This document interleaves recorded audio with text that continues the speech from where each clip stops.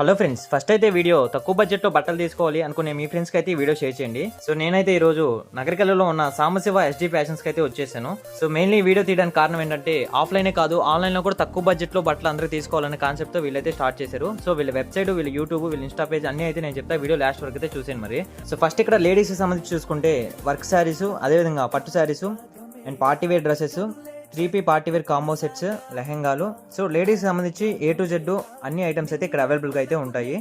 So ఇక్కడ మీరు ఏం ఐటమ్ తీసుకున్నా సరే కాంబో సెట్స్ మీద అయితే చాలా మంచి ఆఫర్స్ అయితే ఉన్నాయి.